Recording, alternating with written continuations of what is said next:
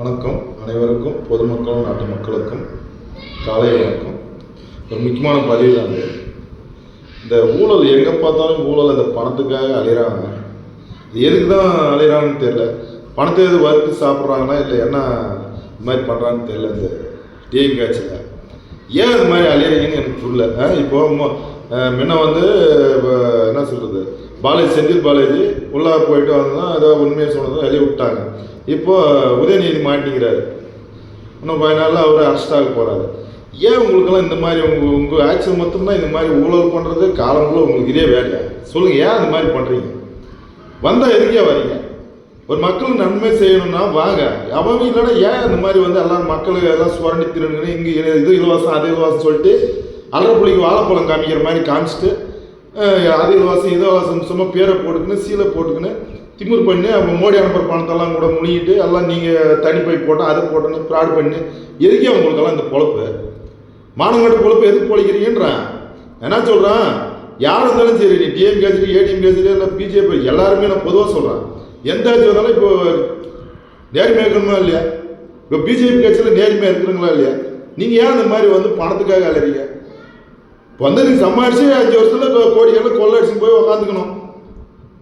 அடுத்த டைம் வந்தேன்னா வரலன்னா எவன் நாடு நாசமாக போனால் என்ன உங்களுக்கு?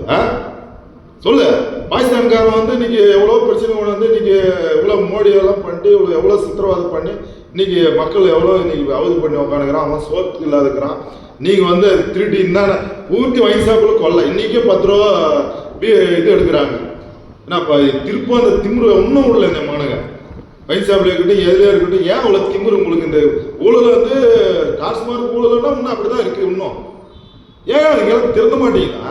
சோறு தானே தின்னுறீங்க. சொல்லு, ஏன் இந்த மாதிரி எல்லாம் மக்கள் காசை சொல்ல தெரியுங்க? சொல்லு. அவன் வளர்ச்சி வீட்டு கொடுக்கறதுக்கு கஷ்டப்படுறான். ₹1 ரூபாய்க்கு வழியில் உங்களுக்கு ஓட்டு வாங்கும்போது பிச்சை எடுக்கிறீங்க. அப்புறம் ஜெயிச்சு போய்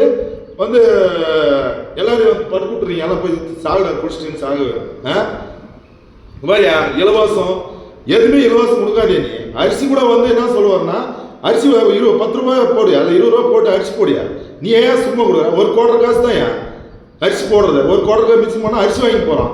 நீ ஏன் இலவசம் கொடுத்துட்டு கோடிக்கணக்கில் கொள்ளடிச்சுட்டு இந்தியா கோடிக்கணக்கில் கடன் சொல்லி ஏமாத்துறீங்க?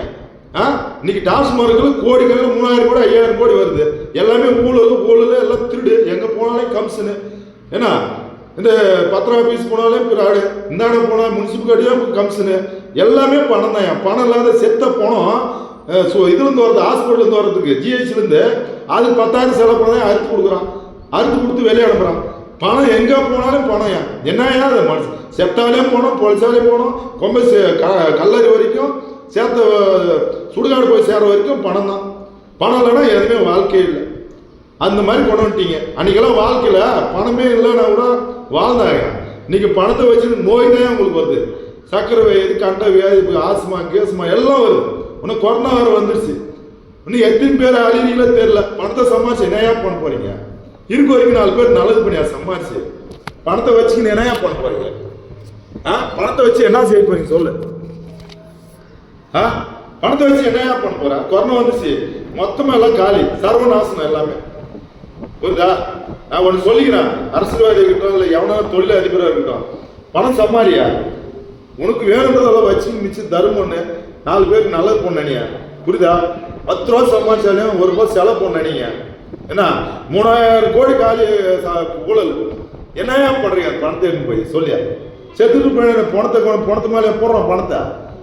சொல்லு. பணம் வேணியா? ஒரு அளவு தான் வேணும். அளவுக்கு மாரி ஆசைப்பட்ட அமிர்தம் வசன்றான். எல்லாம் உங்களுக்கு நல்லதே இல்லை. நான் ஜெய் செஞ்சு கேட்குறேன் அந்த மக்களுக்கு. எவ்வளோனா பொண்ணு, ஆனால் ஓட்டு ஒரு 5000 கொடுத்தானா அவனுக்கு தான் ஓட்டு போடுறீங்க. இப்போ எம்பி எலெக்ஷனில் இன்னைக்கு பிஜேபி ஏடிஎம்கே எல்லாம் தோக்க வச்சிட்டீங்க. என்ன பண்ணீங்க? அவனுக்கு எடுத்து ஓட்டை போட்டு 40 சீட் ஜெயிக்க வச்சிங்க. என்ன அதான் மக்களா? சொல்லு. எவ்வளோ சொன்னாலும் இந்த மக்கள் திரும்ப மாட்டாங்க. நீங்கள்லாம் இப்படி தான், உங்களுக்கு இதுதான் கரெக்டு. இவங்க ஆட்சி மாடல் ஆட்சி, கருணாநிதி ஆட்சி தான் உங்களுக்கு கரெக்டாக இருக்கும். முக ஸ்டாலின், உதயநிதி, இந்த பொன்முடி கண்முடி அவங்கெல்லாம் ப்ராடு பர்சன்லாம் பாரு, அவங்க தான் உங்களுக்கெல்லாம் கரெக்டு. எதா பண்ணாலும் சரி பணத்தை கொடுத்தா மறந்துடுறீங்க. புரியுதா? பணம் ஒன்று உங்களுக்கு. பணம் வேற என்ன இல்லை, குணமெல்லாம் தேவையில்லை. பணத்துக்காகவே நாய் மாரி அலையாதீங்க. யாரும் நாய் மாரி அலையாதீங்கன்னு அந்த நாய் வாழ்க்கை உங்களுக்கு கிடைக்காம போயிடும். நாய் என்ன சொல்லுது, எதனா பணத்துக்கு காசு போடுதா, 4 வாரம் சோறு போட்டால் போதுங்குது. அந்த மாதிரி வாழ்க்கை எவனும் வாழாதீங்க. ஏன் சொன்னா இந்த இடத்துல பாரு, தில்லன்னு ஆம்பளைண்டா நேர்மையாக வாழுங்க, இல்லைன்னா செத்துருங்க.